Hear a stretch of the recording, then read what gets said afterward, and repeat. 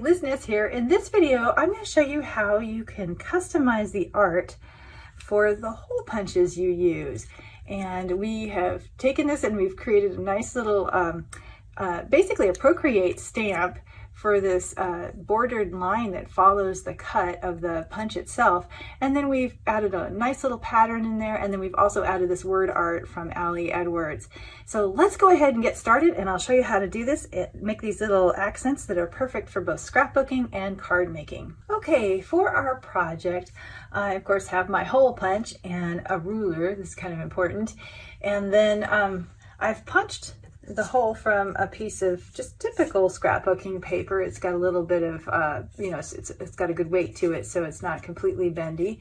And then I have this really great repositionable tape by Post-it, and I will leave links in the description below so that you can get these supplies if you'd like. But I think probably any sort of not too sticky repositionable tape would work just fine. So we're actually going to use the piece that we cut from as a stencil. So we're going to go ahead and put this aside. And I'm going to go ahead and put this aside as well, and my tape as well. Okay, now let's talk about Procreate, what we're going to do here.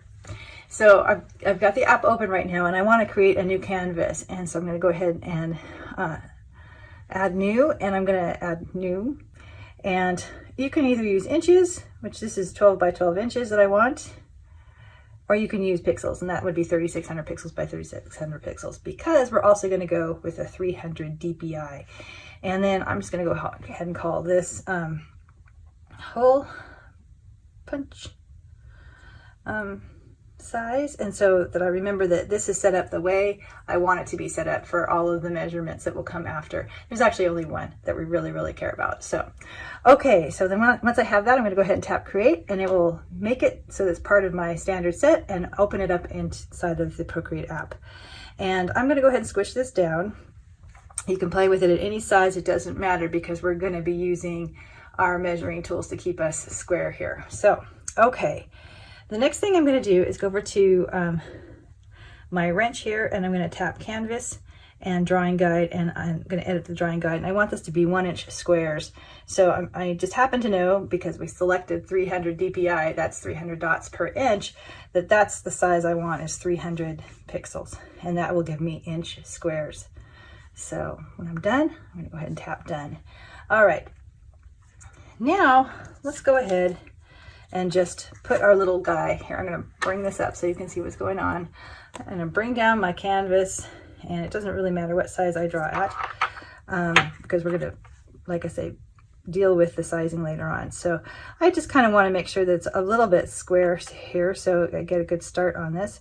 So I'm just going to line it up to the line here, the rule from my grid. It doesn't have to be perfect. And then, oops, and then I'm just going to go ahead and kind of, if I can do a good job here. Don't worry about what's happening underneath. We'll go ahead and clear that in a second. We just want to get it sort of positioned.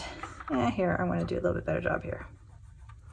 Right there, to kind of help hold this in place. And we'll also use a finger along the bar of our iPad. But this gives us a good start. It kind of helps us hold it in place. So let's go back up to our layers here. And in the process of adhering it, I've made some lines. So I'm just going to go ahead and drag it gently to the left and tap clear. And I also, before I get started, I'm just going to go ahead and put in my inch marks here. So I'm going to lay this on top here, and I'm just going to go ahead and go right on a line so that I know. I've got black selected, and I also have the calligraphy monoliner selected. And I'm just going to draw a line along here and hold and straighten that out. And then right on the 2, I'm going to draw a line and hold and straighten that out. Okay. Now that is 1-inch mark, and that'll come into play later on. And now I am ready to go ahead and draw inside of my stencil. I'm just going to hold down here with my finger, and I'm just going to do my best to get nice edges on the outside, and it's okay if I kind of come in on the inside, because we're just going to fill that. So, okay, let's go ahead and get started here. So get a nice edge, and I'm just pressing that pencil right up against the edge of the ticket, and I'm kind of going pretty fast. I don't want to invoke smart shapes. There we go. Okay, that actually looks really pretty good. Okay, so I like it. It's nice and clean on the inside too, so this is perfect. I'm just going to go with this as is. Okay, so the next step let's go ahead and bring this up so we can take a good look at it and bring this down again. Looks like a nice little happy or crazy face. I don't know. Little eyes, mouth. I don't know.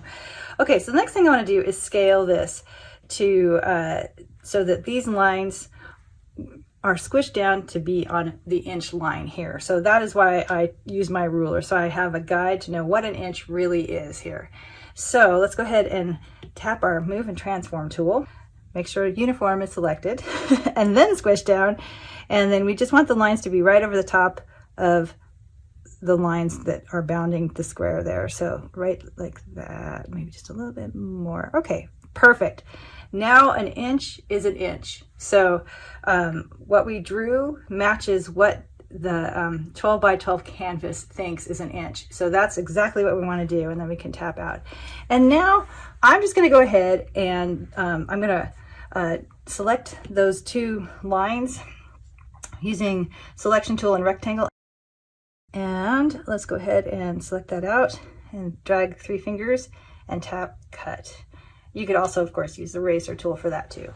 All right, now I'm going to go ahead and move this. I have it sized where I want it, but now I want it moved. So moving the transform tool, I have snapping turned on, but not magnetics, so that I can see where the center of this canvas is, and I can line this up in the center. And that's what I want when I'm creating a stamp.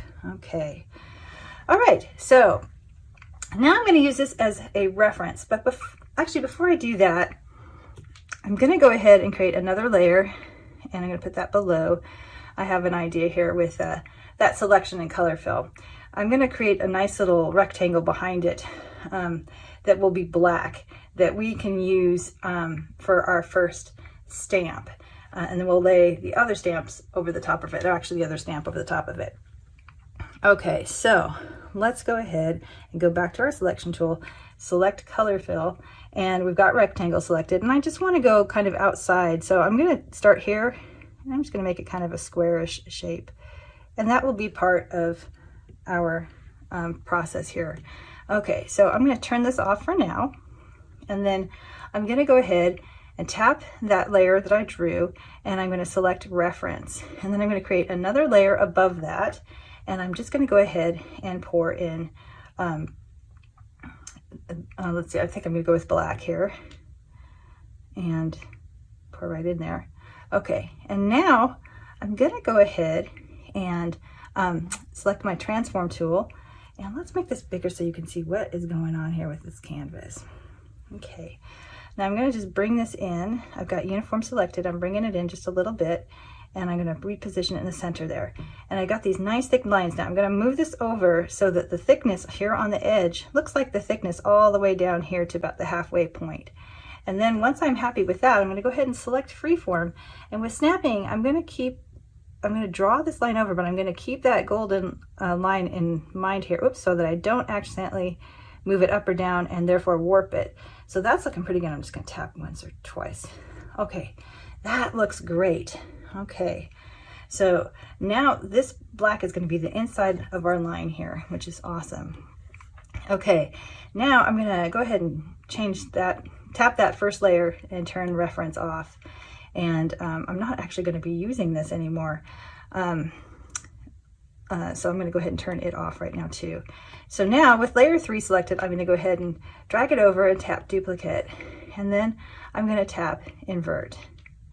Okay, and now with transform selected, back to uniform, I'm going to go ahead and resize this, sort of like what we just did a moment ago. And then I'm going to get it in position, and I kind of, again, want the lines to look the same thickness down to a certain point.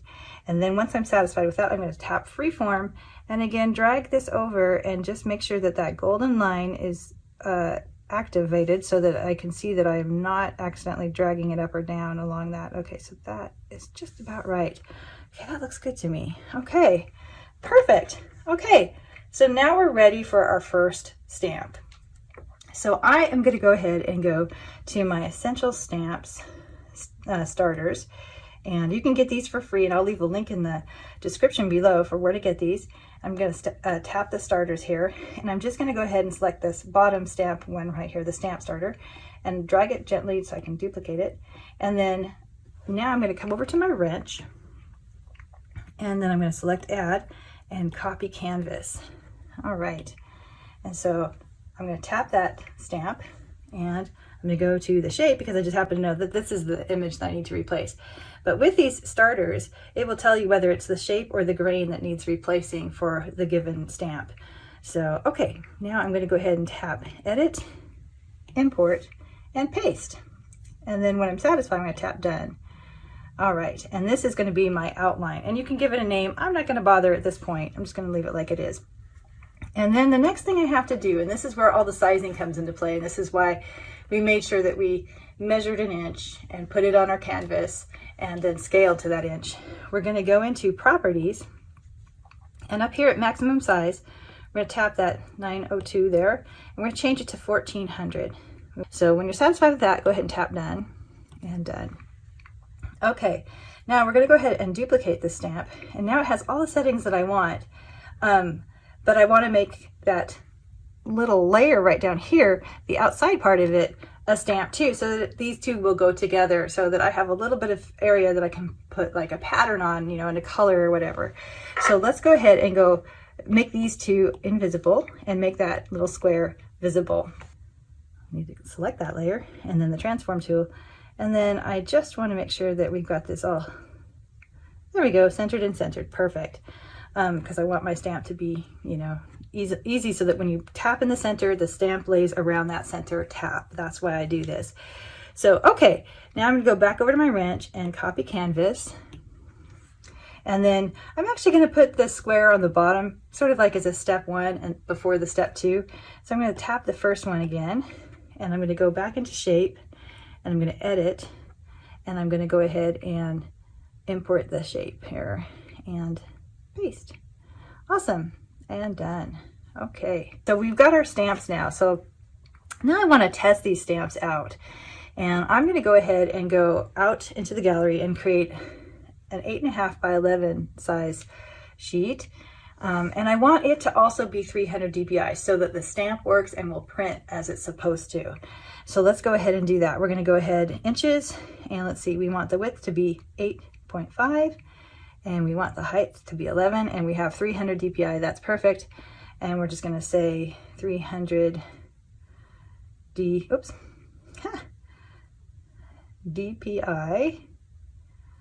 and then just letter. Okay, so then I know what it is. So, and then I'm going to hit create, and it will just open up. Awesome. Okay, so now we're going to go ahead and select that first stamp right there, and I'm going to bring it all the way up. I want to do this for both of them because we've got the max size set where it needs to be. So, okay, let's see, I think I'm going to choose this really cool blue, and I just want to give credit where credit is due. This is a color palette from Ali Edwards Supplies. I use a lot of her supplies, and you'll see that in a moment. I'm going to actually use one of her digital elements inside of my my punched piece. So, but anyway, this is a palette that comes from her products, and it's really awesome. And I will leave a link in the description below so you can get to her site as well. Anyway, so I love this blue. And we're just going to go ahead and stamp that first stamp right here. Okay, now the next thing I'm going to do is select my next stamp, which is the little outliner there, and I'm going to go ahead and select white. I think I want that on there, and I'm going to dial that stamp all the way up. It needs to be all the way up, and then I'm just going to do that. Okay, awesome. Now I might want to actually reposition that, but I think I'm going to reposition all of it over into the corner so I can print it and then cut it. So let's go ahead and do that. Let's just select, oh, I did it on top. I didn't mean to do that. Okay, let's create a new layer before we stamp. There we go. Now let's go ahead and select both of those layers and just move them over here about 1/2 inch away, maybe, you know, just a little bit more, maybe 1 inch, just to make sure that our printer can handle that. Okay. And then I'm just going to go ahead and select that top piece with the transform tool, and I'm just going to kind of line it up. And since I have snapping on, it tells me right where the center is, so that's great. Okay, now I'm going to go ahead and bring this up a little bit. Now I want to put a pattern on this back paper here. So with white still selected, I'm going to go select one of my patterns that you can get in my shop, and I'll leave a link to that as well. But let's see, what do I want? Not groovy times, nah. Oh, maybe I kind of like that one. Oh, I kind of like these two. Oh, those are cute. So is that. Oh, and so is that. I kind of like those, but I'm not 100% yet. I still think I like the line works and these diagonal stamps here, this one. And I think, oh, it's already selected. Okay, I think I'm gonna, let's see, do I want it all the way big or do I want it small? I think I'm gonna go with it kind of smallish. Okay, and I want to create a new layer. I made that mistake last time. All right, and I'm gonna bring this right above the color layer here, and I'm gonna go ahead and select clipping mask right now. So it just keeps it clipped to the square. That way I can have many squares and I can have many punches on the same paper. And so that, you know, I can really go to town here and make a lot of cut supplies if I want for my cards and scrapbooking. So now that I've got that layer selected and I've got that stamp selected, I'm just going to stamp right in the center here. There we go. And obviously it's too dark. So I'm going to go ahead and select the blending mode here by tapping the N on that layer and dialing it down. Okay. Yeah, that's pretty cute. Okay. And now with white still selected, I'm going to go choose one of my, I've converted some of Allie's PNG files to brushes just so that they're handy and in my workspace here as a brush.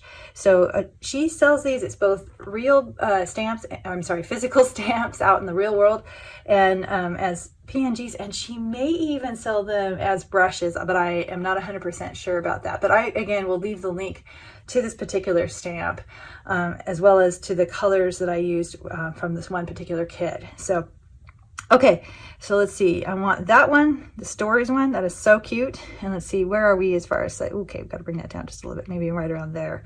Okay, and on a new layer, of course, kind of learned that lesson. Just tap right in there. And then I'm going to select my transform tool and move that around. Okay, I'm liking this, but I feel like there's just a little bit too much white.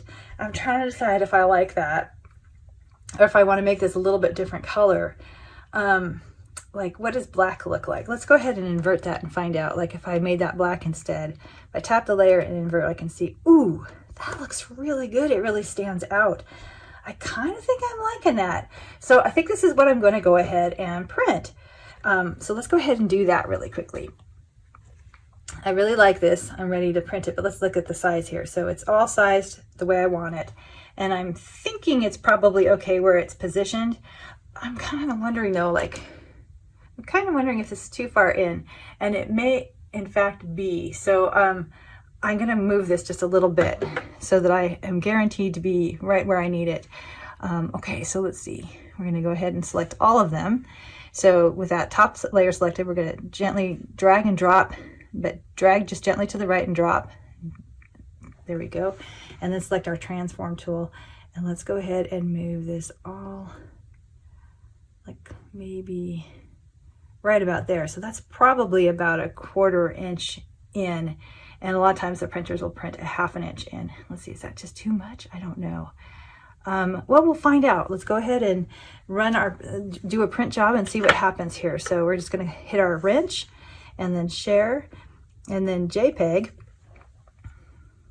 And I have an HP printer that's set up. So I'm just going to go ahead and print with HP Print Smart. So I'm tapping that.